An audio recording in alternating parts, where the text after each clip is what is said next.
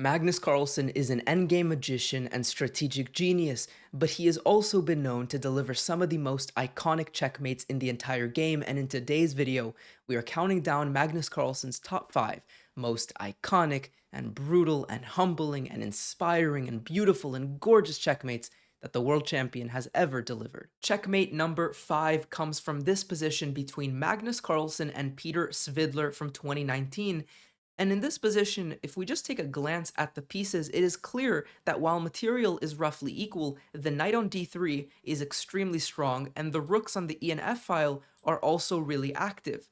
Additionally, the pawns for black on the F and G file are especially impressive, and so Magnus here has all of the ingredients to launch an attack, and he does so by involving his final piece. After queen to h6, the queen is getting in. There are now concrete ideas for black involving g3 and queen takes h2 checkmate. So in this position, Svidler plays queen to c7, guarding the g3 square.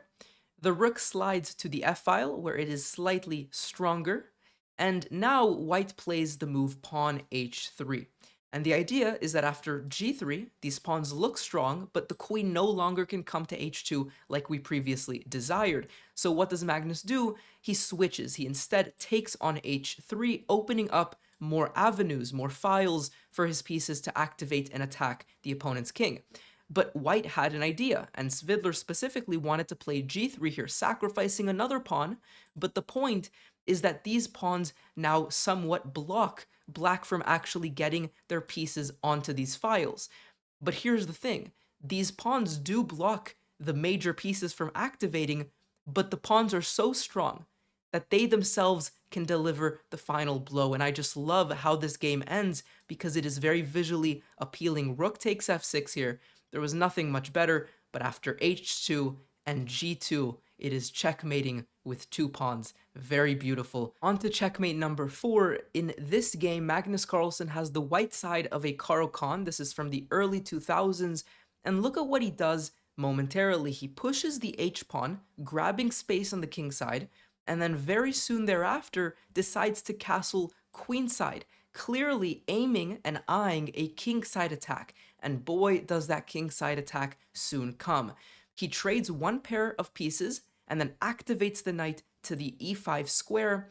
Now, the thing about this Caro-Kann setup is that black's kingside looks visually very strong. In fact, the h-pawn isn't able to do its own damage, and I think in this position a lot of people would instinctively think about, hey, let's run our g-pawn down the board. Now, I think this idea is logical and it's strong, but Magnus Carlsen has even more brutal ideas in mind. He is going to attack not with his pawns, but with his pieces. Look at this.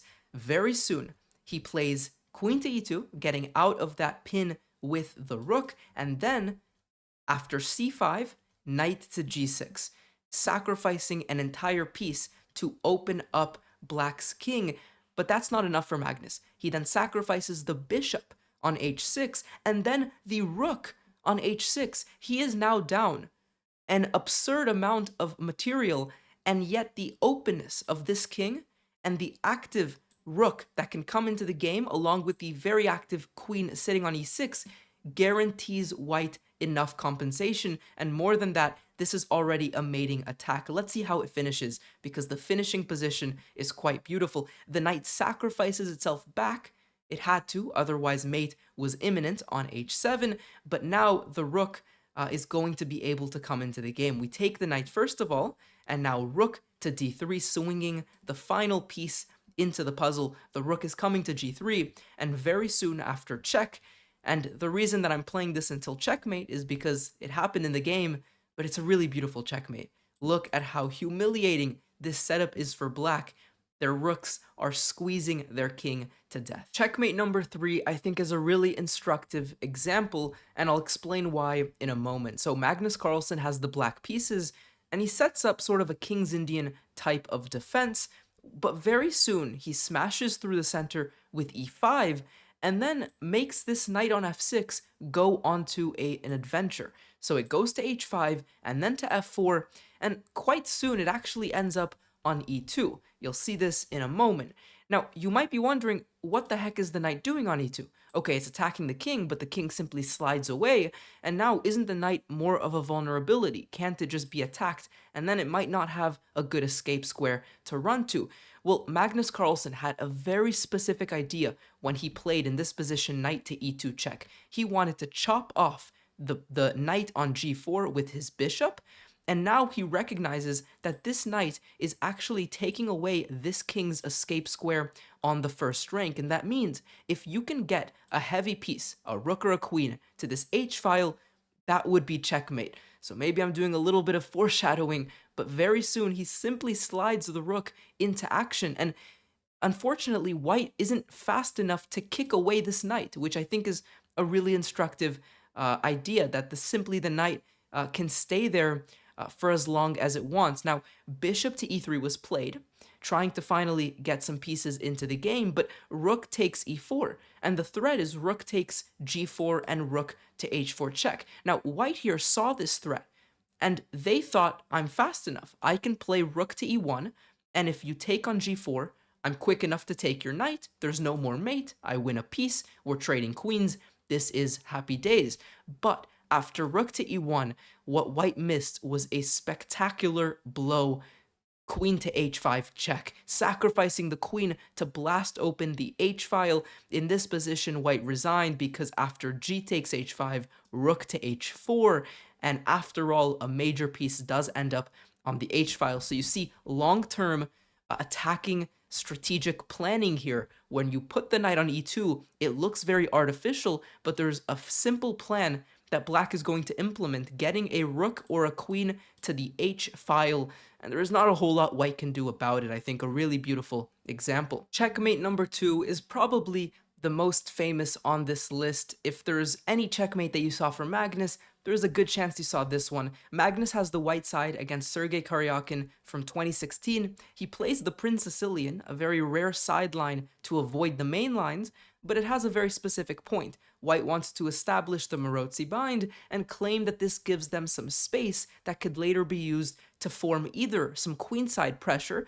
or what you'll end up seeing in this game, some kingside attacking chances. Okay, the game continues. Both players are continuing with their general plans of development. This common H push from black tries to open up some squares and files to attack the white king. Meanwhile, white often ends up concentrating their forces on the queen side because that is where they typically have an advantage with the C and E pawn. Okay, let's continue going through the game. We have a little bit of repetition, some pieces continue to move. The middle game is not very much the focus of this video here, but more so the attacking possibilities that are very soon going to come. Now, the material imbalance here is something interesting to take note of because black is down the exchange, but they have, first of all, an extra pawn for it.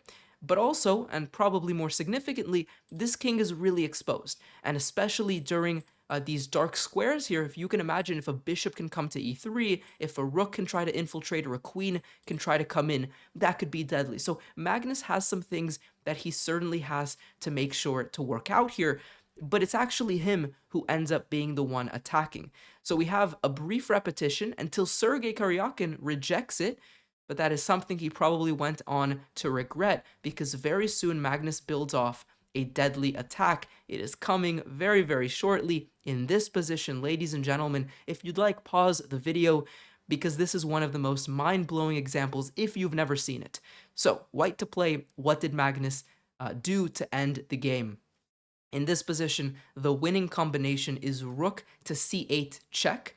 Now, if the bishop blocks, then we are simply going to take that bishop off the board and then infiltrate with rook takes f7, and mate will shortly follow. So instead, after rook c8, king h7 is played, and black seems to be holding everything together. There doesn't appear to be a strong check, and, well, if you don't go for a check, this queen and rook combo are going to end you. And so it seems, in fact, maybe even black is winning here.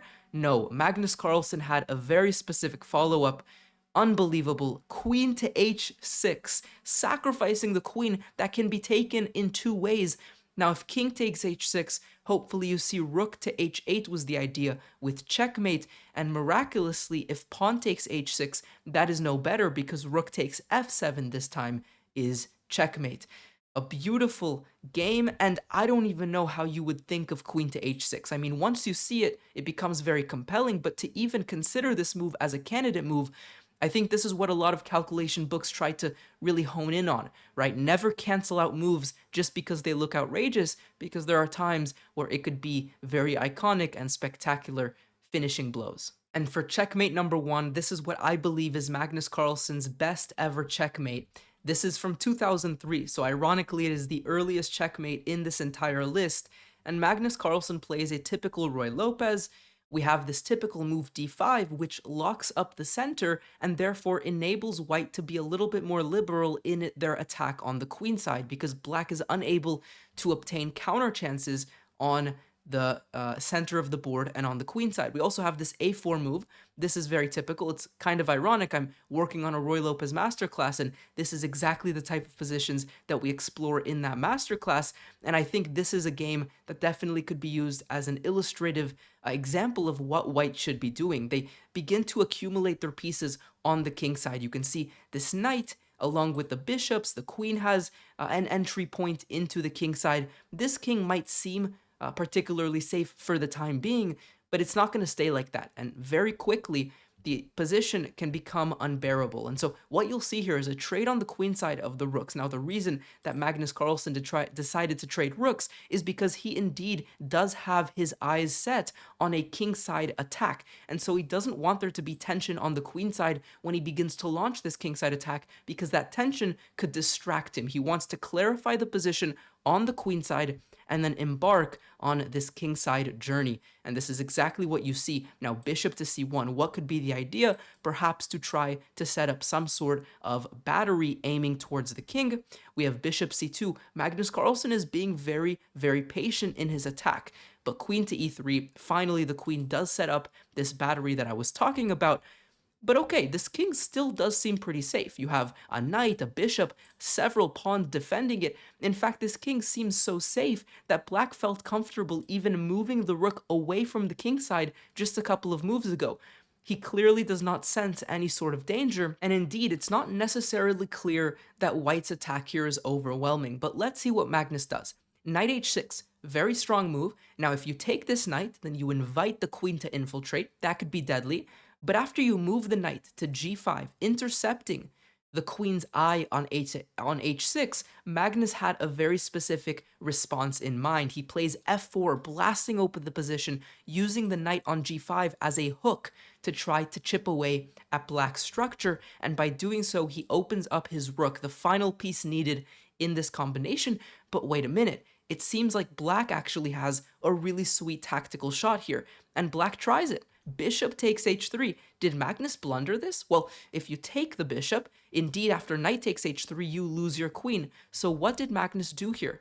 After bishop takes h3, he ignores the bishop. He simply swings his queen to h4. Now the bishop is hit, so now the bishop does need to retreat. But with the queen on h4, with the rook opened up, with the knight sitting on h6, with these bishops, that might look a little unimpressive, but after e5 come to life in the most brilliant of ways, Magnus is finally ready to strike. And in this position, ladies and gentlemen, he plays what I consider to be his most brilliant checkmating combination ever. So the move is knight to h5, sacrificing not one, but two knights, because black can take this knight on h5, which we'll look at in a moment. This is what he did in the game.